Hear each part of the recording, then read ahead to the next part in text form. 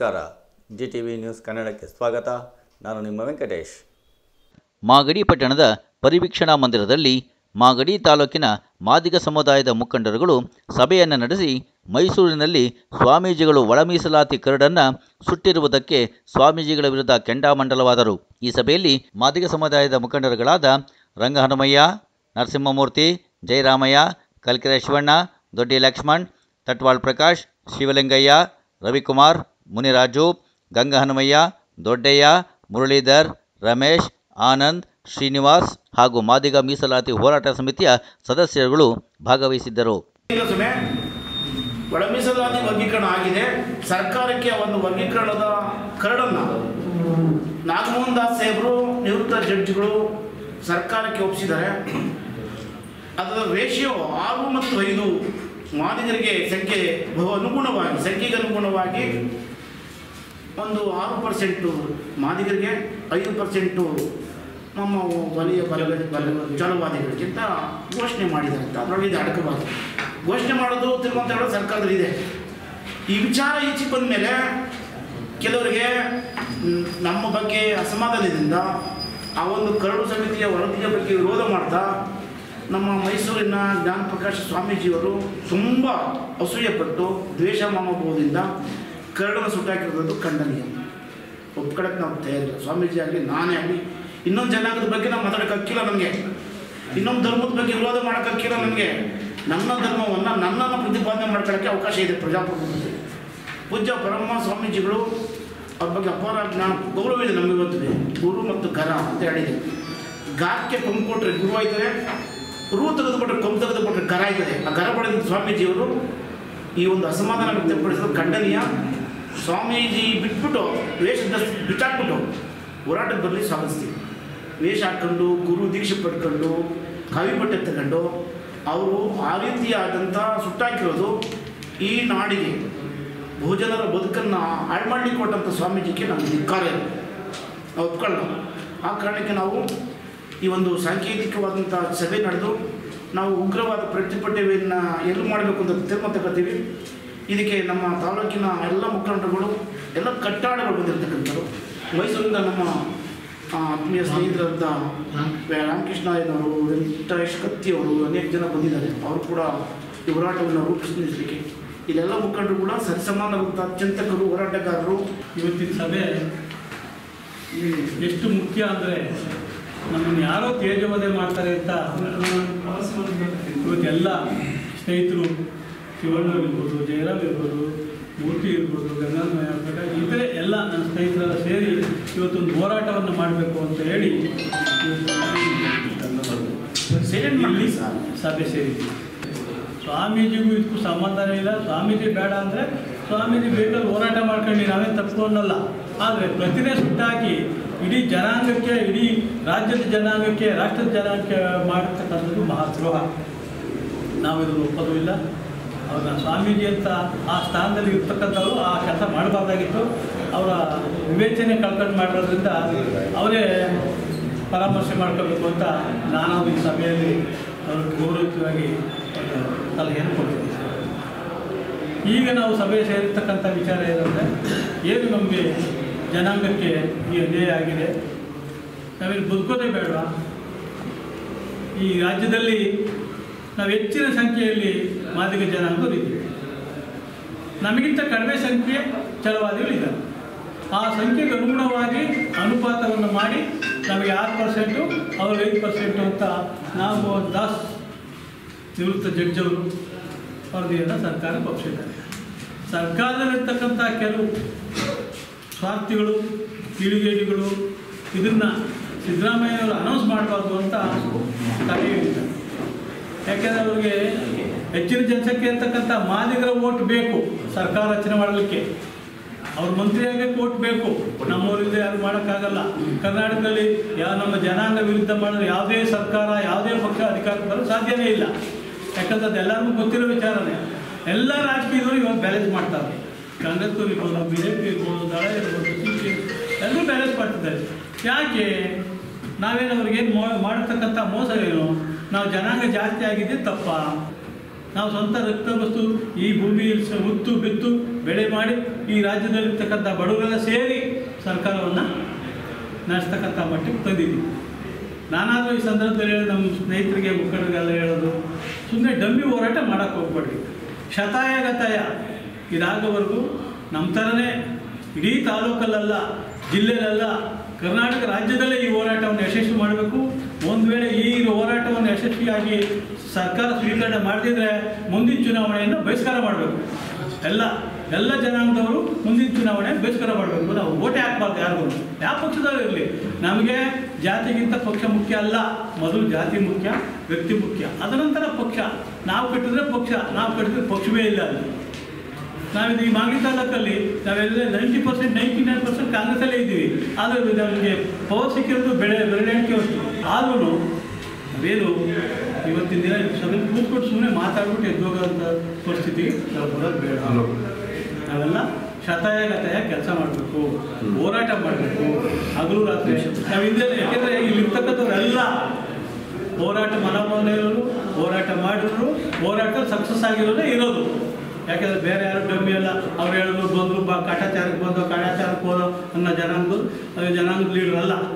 ಎಲ್ಲ ಶಕ್ತಿ ಇರೋರು, ಬೇಕಾದ್ರೆ 4 ಜನಕ್ಕೆ ಸಾಕ್ತಕ್ಕಂಥ ಶಕ್ತಿ ಇರೋರು, 100 ಜನ ಕರ್ಕೊಬರೋ ಶಕ್ತಿ ಇರೋರು, ಒಂದು ಏನೇ ಹೋರಾಟನ ಕೈಗೆತ್ತಿಕೊಂಡು ಅದನ್ನು ಶಕ್ತಿಯುತವಾಗಿ ನಡೆಸ್ತಕ್ಕಂಥ ಶಕ್ತಿ ಇರ್ತಕ್ಕಂಥ ಮುಖಂಡರಿದ್ದೀವಿ. ಇದರಲ್ಲಿ ಯಾರು ಉಡಾಪಿಯಾಗಿ ತಗೋಬಾರ್ದು. ಇದು ನಮ್ಮ ಅಳಿವು ಉಳಿವಿನ ಪ್ರಶ್ನೆ. ಇದು ಉಡಾಪಿಯಾಗಿ ತಗೋಬಾರ್ದು. ಯಾವ ನಮ್ಮ ಅಳಿವು ಪ್ರಶ್ನೆ ಬಂದಾಗ ಸರ್ಕಾರವನ್ನೇ ಅಳ್ಳಾಡ್ತಕ್ಕಂಥ ಶಕ್ತಿ ಇರ್ತಕ್ಕಂಥ ನಾವು ಆ ಕೆಲಸವನ್ನು ಮಾಡಬೇಕು. ನಮ್ಗೆ ಅನ್ಯಾಯ ಆದಾಗ ಮಾತು ಪದೇ ನಾವೇನೋ ಬೇರೆಯವ್ರನ್ನ ದೂಷಿಸೋದಾಗಲು ಅವ್ರಿಗೆ ಯಾರು ಕೊಟ್ಟರು, ಇವ್ರಿಗೆ ಯಾಕೆ ಕೊಟ್ಟರು, ಅದು ಕೊಟ್ಟರು, ಇದು ಕೊಟ್ಟರು ಅನ್ನೋ ಭಾವನೆ ನಮಗೆ ಬೇಡ. ಯಾರಿಗೇನ ಕೊಟ್ಕೊಳ್ಳಿ, ನಮ್ಮ ಪಾಲು ನಮಗೆ ಕೊಡ್ರಿ. ನಾವು ಜಲವಾದಿಗಳಿಗಾರ ಕೊಡಲಿ, ಗೋವಿಗಾರ ಕೊಡಲಿ, ಲಂಬಾಡಿಗಾರ ಕೊಡಲಿ, ನಾವು ಅದನ್ನು ಪ್ರಶ್ನೆ ಮಾಡಲ್ಲ. ನಮ್ಮ ಪಾಲು ನಮಗೆ ಕೊಡಲಿ. ಆದರೆ ನಮ್ಮ ಪಾಲಿಗೆ ಬೇರೆ ಅಡ್ಡ ಬಂದವಾಗ ನಾವು ಹೋರಾಟ ಮಾಡಬೇಕು. ಯಾವುದೋ ಅಷ್ಟೇ ಹೋರಾಟದಲ್ಲಿ ಪಡ್ಕೊಂಡ್ರೆ ಅದು ಒಂಥರ. ಇವಾಗ ಸ್ವಾತಂತ್ರ್ಯ ಬಂದಿದ್ದು ಹೋರಾಟ ಮಾಡಿ ಬಂದಿದ್ದು, ಈ ಕರ್ನಾಟಕ ರಾಜ್ಯ ಆಗಿದ್ದು ಹೋರಾಟ ಆಗಿದ್ದು, ಹೀಗೆ ಬೇಕಾದಷ್ಟು ಭಾಷೆ ಆಗಿದ್ದು ಅದು ಹೋರಾಟ ಆಗಿದ್ದು, ಎಲ್ಲ ಹೋರಾಟದಿಂದಲೇ ಬರ್ತಕ್ಕಂಥದ್ದು. ಇದು ಪ್ರಜಾಪ್ರಭುತ್ವದಲ್ಲಿ ಹೋರಾಟ. ಈ ಹೋರಾಟದಲ್ಲಿ ನಾವು ಸಕ್ಸಸ್ ಆಗಿ ಒಂದು ದೇವರನ್ನು ಕಾಣ್ತೀವಿ ಅಂತ ಹೇಳ್ತಾ, 35 ವರ್ಷಗಳಿಂದ ನಮ್ಮ ಮಾದಿಗರು ನಮಗೆ ಪ್ರತ್ಯೇಕವಾದ ಮೀಸಲಾತಿಯನ್ನು ಕೊಡಿ ಅಂತ ಈ ರಾಜ್ಯದಲ್ಲಿ ಹೋರಾಟ ಮಾಡ್ತಾ ಇದ್ದೀವಿ. ಅಧಿಕೃತವಾಗಿ 2003ರಿಂದ ಇದು ಚಾಲನೆ ಬಂತು. ರಾಜ್ಯ ಮಟ್ಟದಲ್ಲಿ ಸಾಕಷ್ಟು ಜನ ಅವ್ರದ್ದು ಸಂಘಟನೆಗಳ ಹೆಸರಿನಲ್ಲಿ ಹೋರಾಟ ಮಾಡಿದ್ರು, ವ್ಯವಸ್ಥಿತವಾಗಿ ಹೋರಾಟ ಮಾಡಿದ್ರು ಇಲ್ವೋ.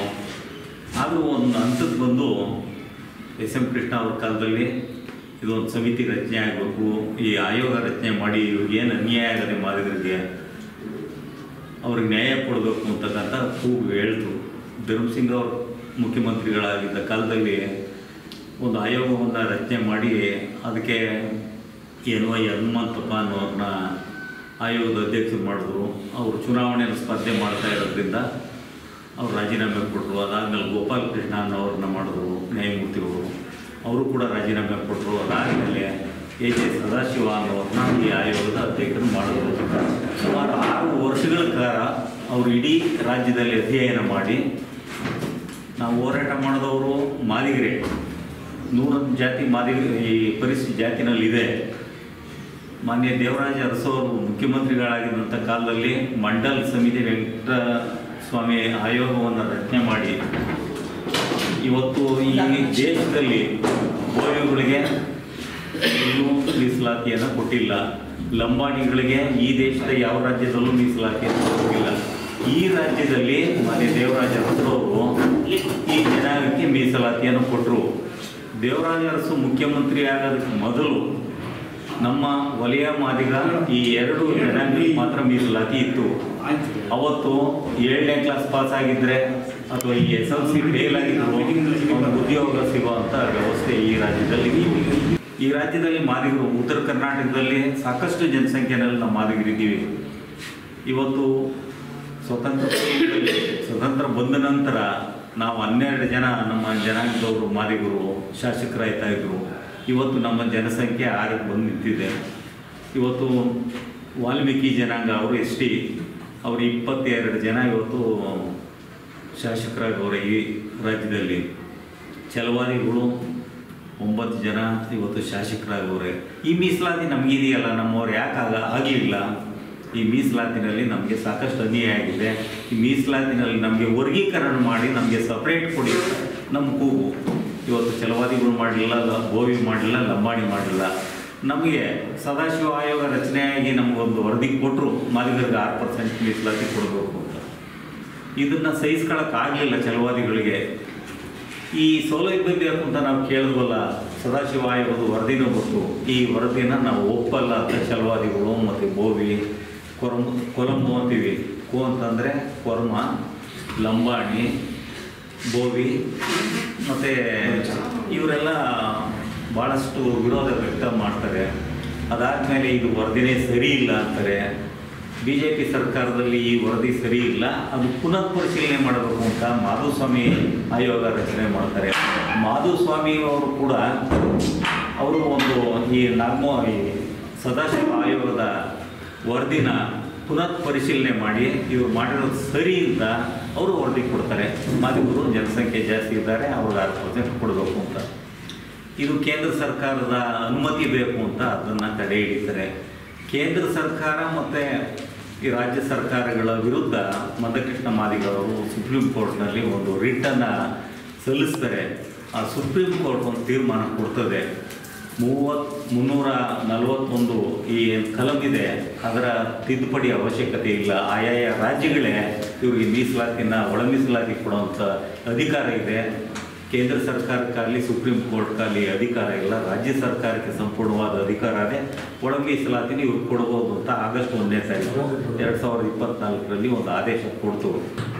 ಈ ರಾಜ್ಯದಲ್ಲಿ ಇರ್ತಕ್ಕಂಥ ಛಲವಾದಿಗಳ ಬಹುಮುಖ್ಯವಾದ ರಾಜಕಾರಣಿಗಳು ಮಲ್ಲಿಕಾರ್ಜುನ್ ಖರ್ಗೆ ಅವರು ಇರ್ಬೋದು, ಪರಮೇಶ್ವರ್ ಅವರು ಇರ್ಬೋದು, ಮಹದೇವಪ್ಪನವರು, ಇವರೆಲ್ಲ ವ್ಯವಸ್ಥಿತವಾಗಿ ನಮ್ಮವ್ರಿಗೆ ಸಾಕಷ್ಟು ಸವಲತ್ತು ಸಿಗ್ತಾ ಇದೆ.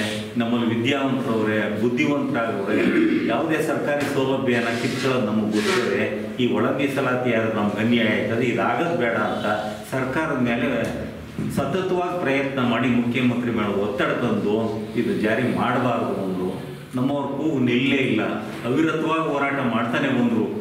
ಪ್ರತಿದಿನ ಈ ರಾಜ್ಯದಲ್ಲಿ ಒಂದಲ್ಲ ಒಂದು ತಾಲೂಕು ಅಥವಾ ಹೋಬಳಿ ಕೇಂದ್ರ, ಜಿಲ್ಲಾ ಕೇಂದ್ರದಲ್ಲಿ ಮಾದಿಗರ ಮೀಸಲಾತಿಗಾಗಿ ಹೋರಾಟ ನಡೀತಾನೆ ಬಂತು. ಈ ಸರ್ಕಾರದ ಕಣ್ಣೋರ್ಸಕ್ಕೇನೆ ಮಾಡಿದ್ರು. ನಾಗಮೋಹನ್ ದಾಸ್ ಅನ್ನುವ ಒಬ್ಬ ನಿವೃತ್ತ ನ್ಯಾಯಮೂರ್ತಿಗಳನ್ನ ಈ ಆಯೋಗದ ಅಧ್ಯಕ್ಷ ಮಾಡಿ ಕೇವಲ 60 ದಿನಗಳ ಒಳಗೆ ಈ ಒಂದು ವರದಿಯನ್ನು ಕೊಡಬೇಕು ಅಂತ ಗಡುವು ನೀಡ್ತಾರೆ. ಗಡುವು ನೀಡಿದ್ರು 60 ದಿನದಲ್ಲಿ ಸಾಧ್ಯ ಆಗಲ್ಲ. ಇವತ್ತು 2011ರಲ್ಲಿ ಒಂದು ಸದಾಶಿವ ಆಯೋಗದವರು ಒಂದು ಸೆನ್ಸಸ್ಸನ್ನು ಮಾಡ್ತಾರೆ. ಉದಾಹರಣೆಗೆ ಮೈಸೂರು ಜಿಲ್ಲೆಯರು, ನನ್ನ ಹತ್ರ ಇದೆ ಸೆನ್ಸಸ್ಸು, ಅದನ್ನು ಪ್ರಿಂಟ್ ಕೊಟ್ಟಿದ್ದೀನಿ. ಎಷ್ಟು ಅವೈಜ್ಞಾನಿಕವಾಗಿ ಮಾಡೋರು ಅಂದರೆ, ಒಬ್ಬ ನ್ಯಾಯಾಧೀಶರ ಬಗ್ಗೆ ನಾವು ಹಗುರವಾಗಿ ಮಾತಾಡಬಾರ್ದು. ಆತ ನ್ಯಾಯಾಧೀಶ ಆಗಿದ್ದ ನಾಗಮೋಹನ್ ದಾಸು, ಕ್ಲರ್ಕ್ ಆಗಿದ್ದ, ಅಲ್ಲಿ ಕಸ ಗುಡಿಸ್ತಿದ್ದ ಅಂತ ನಮಗೆ ಅರಿವಿಲ್ಲ. ಸುಳ್ಳು ಅಂಕಿಅಂಶಗಳನ್ನ ಇದರಲ್ಲಿ ಸೇರಿಸವ್ರೆ. ಮೈಸೂರು ಜಿಲ್ಲೆಯಲ್ಲಿ ಮಾದಿಗರ ಜನಸಂಖ್ಯೆನ 2011ರಲ್ಲಿ ಸೆನ್ಸಸ್ ಮಾಡಿದಾಗ ಏನಿತ್ತು ಜನಸಂಖ್ಯೆ, ಒಂದು 10,000 ಇತ್ತು ಅಂತ ಇಟ್ಕೊಳ್ಳಿ. ಯಾಕೆ ನಿಖರವಾದ ಅಂಕಿಅಂಶ ನನ್ನಲ್ಲದೆ. ಆ ಜನಸಂಖ್ಯೆ 10,000 ಇದ್ದಿತ್ತು. 2025ಕ್ಕೆ ಏನಾಗಬೇಕು, 11 ಆಗಬೇಕು ಅಥವಾ ಅದಕ್ಕಿಂತ ಜಾಸ್ತಿ ಆಗಬೇಕು. 10,000ಕ್ಕಿಂತ ಅರ್ಧ ಕಡಿಮೆ ಆಗೋಗಿದೆ. ಏನು ಕರೋನಾ ಬಂದಾಗೆಲ್ಲ ಸತ್ತೋದ್ರ ಮಾದಿಗರು. ಏನಾದರೂ ಇವರು ಈ ನಾಗಮೋಹನ್ ದಾಸು ಇವರು ವರದಿನಲ್ಲಿ ಕೊಟ್ಟವರಲ್ಲ, ಮೈಸೂರು ಜಿಲ್ಲೆಯೇ ಉದಾಹರಣೆ. ಅವರೇನು ಹೇಳ್ತಾರೆ, ಈಗೇನು ನಮ್ಮ ಸ್ವಾಮೀಜಿಗಳು ವೇಷ ಹಾಕೊಂಡವರಲ್ಲ, ನಾವು ಮಾದಿಗರೇ ಇಲ್ಲಿರೋದು, ಆದಿಕರ್ನಾಟಕ ಒಲೆಯವರು ಅದನ್ನೇ ಬರೆಸ್ತಾರೆ, ಮಾದಿಗರು ಅದನ್ನೇ ಬರೆಸ್ತಾರೆ. ಆದರೆ ನಮ್ಮ ಸದಾಶಿವ ಆಯೋಗದವರು ವರದಿ ಮಾಡುವಾಗ ನೀವು ಆದಿಕರ್ನಾಟಕ ಅಂದರೆ ನೀವು ಒಲೆಯರ ಮಾದಿಗರ ಇದನ್ನೇ ಸಪ್ರೇಟಾಗಿ ಕೇಳ್ತಾ ಇದ್ರು. ಕೇಳಿ ಅವರು ಮಾಡಿದಂಥ ಅಂಕಿಅಂಶಗಳು ಇವತ್ತು ತದ್ವಿರುದ್ಧ. ನಮ್ಮ ಜನಸಂಖ್ಯೆ ಉತ್ತರ ಕರ್ನಾಟಕದಲ್ಲಿ ಜಾಸ್ತಿ ಇದೆ. ನಾಗಮೋಹನ್ ದಾಸ್ ವರದಿನಲ್ಲಿ ನಮ್ಮ ಜನಸಂಖ್ಯೆ ಅಲ್ಲಿ ಕಡಿಮೆ ಇದೆ, ಉತ್ತರ ಕರ್ನಾಟಕದಲ್ಲೂ ಮಾದಿಗರು ಕಡಿಮೆ ಇದ್ದೀವಿ. ಆದಾಗ್ಯೂ ಇವರು ಏನೇನೋ ತುಲನೆ ಮಾಡಿ ಇವರೇನು ಪ್ರತಿದಿನ ಅಂಕಿಅಂಶಗಳನ್ನ ಕಲೆಕ್ಟ್ ಮಾಡ್ತಾಯಿದ್ರು, ಡಾಟಾ ಕಲೆಕ್ಟ್ ಮಾಡ್ತಿದ್ರು, ಅದೆಲ್ಲ HC ಮಾದೇವಪ್ಪನ ಮನೆಯೆಲ್ಲ ವರದಿ ಒಪ್ಪಿಸ್ತಾ ಇದ್ರು. ಅಲ್ಲಿ ಏನು ನಮ್ಮ ಛಲವಾದಿಗಳ ಮುಖ್ಯಸ್ಥರುಗಳು ಅಲ್ಲಿ ಇರ್ತಿದ್ರು. ಇವತ್ತೇನು 7ನೇ ತಾರೀಕು ವರದಿ ಈಚೆ ಗೊತ್ತಲ್ಲ, ಕಳೆದ ತಿಂಗಳು 7ನೇ ತಾರೀಕು ಎಚ್ ಸಿದ್ದಯ್ಯ ಅಂತ ನಿವೃತ್ತ IAS ಅಧಿಕಾರಿ ಈ ಅಂಕಿಅಂಶಗಳನ್ನ ಬಯಲು ಮಾಡ್ತಾರೆ. ಅವ್ರು ಯಾರು ಹೇಳಿದವರು, ಅವ್ರಿಗೆ ಹಿಂಗೆ ಗೊತ್ತಿತ್ತು. ಇದೆಲ್ಲ HC ಮಾದೇವಪ್ಪನವ್ರ ಮನೆಯಲ್ಲಿ ಚರ್ಚೆ ಆಯ್ತಾ ಇದ್ದಂಥ ವಿಚಾರಗಳು.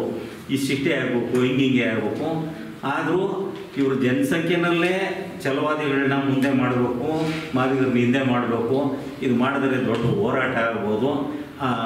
ಮಾದಿಗರನ್ನೇ ಮುಂದೆ ಮಾಡಿ ಏನಾದರೂ ಮಾಡಿ ಇಲ್ಲೂ ನಮ್ಗೆ ಅನ್ಯಾಯ ಮಾಡಿ, ಇಲ್ಲಿ ಏನು ಬರೀ ಮಾದಿಗರಿಗೆ ಅನ್ಯಾಯ ಆಗಿಲ್ಲ, ಒಲೆಯವ್ರಿಗೂ ಅನ್ಯಾಯ ಆಗದೆ.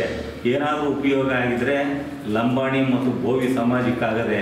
ಇವತ್ತು ನಮ್ಮ ಛಲವಾದಿಗಳು ಸಹೋದರರಿಗೆ ಇದು ಗೊತ್ತಾಯ್ತಾ ಇಲ್ಲ.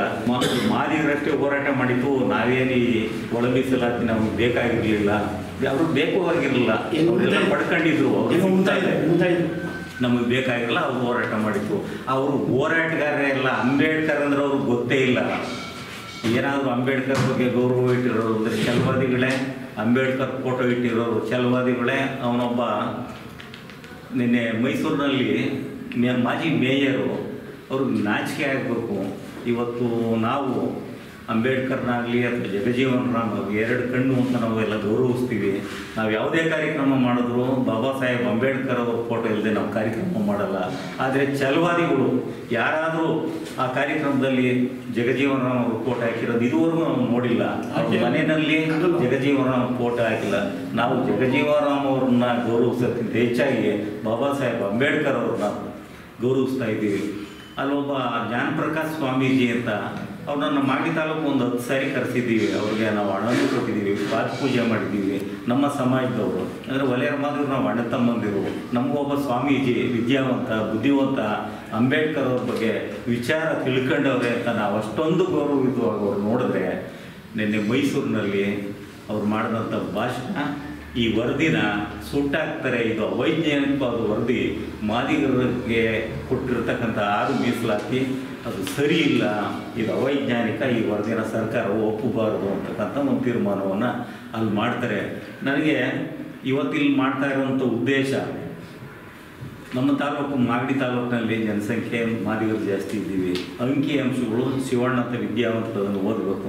ರಾಮನಗರ ಜಿಲ್ಲೆಯಲ್ಲಿ ನಾವು 22% ಮಾದಿಗರಿದ್ದೀವಿ, 68% ಛಲವಾದಿಗಳಿದ್ದೀವಿ ಅಂತ ಕೊಡ್ತಾರೆ.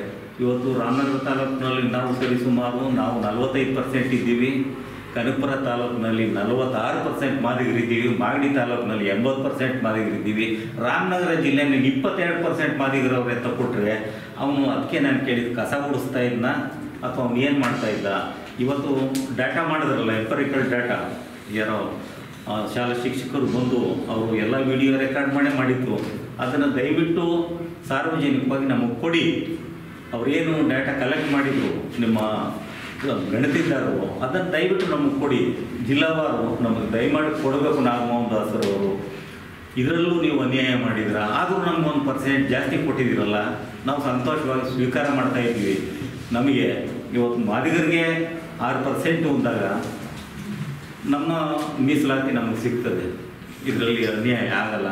ಆದರೂ ವ್ಯವಸ್ಥಿತವಾಗಿ ಇದನ್ನು ತಡೆ ಹಿಡಿಬೇಕು, ಸರ್ಕಾರದ ಮೇಲೆ ಒತ್ತಡ ತರಬೇಕು ಅಂತ ಇಡೀ ರಾಜ್ಯದಂಥ ಛಲವಾದಿಗಳು ಮತ್ತು ಗೋವಿಗಳು, ಲಂಬಾಣಿಗಳು ಅವರು ವ್ಯವಸ್ಥಿತವಾಗಿ 16ನೇ ತಾರೀಕು ಒಳಗಡೆ ಇದನ್ನು ತಡೆ ಹಿಡಿಲೇಬೇಕು ಅಂತ ವ್ಯವಸ್ಥಿತವಾಗಿ ಸರ್ಚ್ ಮಾಡ್ತಾರೆ. ನಾವು 14ನೇ ತಾರೀಕು ಕಾಯ್ತೀವಿ. ಇವತ್ತು ನಮ್ಮ ಸಹೋದರರು ಮಾದಿಗ ದಡ್ಡವರಾದವರು 18ನೇ ತಾರೀಕು ಪ್ರತಿಭಟನೆ ಮಾಡಬೇಕು ಅಂತ ಅವರು. 16ನೇ ತಾರೀಕು ಈಗ ಆಗಲ್ಲ ಅಂತ ನಮ್ಮ ಸ್ನೇಹಿತರಿಗೆ ಅದು ಮನವರಿಕೆ ಆಗದೆ. ನನಗೂ ಗೊತ್ತು ಇದು ಯಾವ ಕಾರಣಕ್ಕೂ ಇವ್ರು ಒಪ್ಪಲ್ಲ. ಏನಾದರೂ ಒಂದು ಕಾರಣ ಹೇಳ್ತಾರೆ, ಮುಂದಕ್ಕೆ ಹಾಕ್ತಾರೆ. ಒಪ್ಪದಂಗೆ ಒಪ್ಪಿ ಇದನ್ನು ಕೋರ್ಟ್ಗೆ ಹೋಗಿ ಯಾರನ್ನೋ ಕಳಿಸ್ತಾರೆ. ವ್ಯವಸ್ಥಿತವಾಗಿ ಇದೆಲ್ಲ ಸಂಚು ಮಾಡ್ತಾರೆ.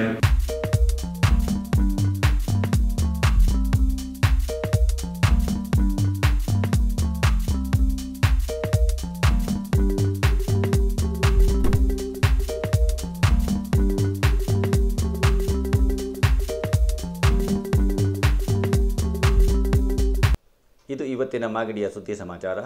ನಿರಂತರ ಸುದ್ದಿ ಸಮಾಚಾರಕ್ಕೆ ವೀಕ್ಷಿಸಿ ನಿಮ್ಮ GTV ನ್ಯೂಸ್ ಕನ್ನಡವನ್ನು. ವಂದನೆಗಳು.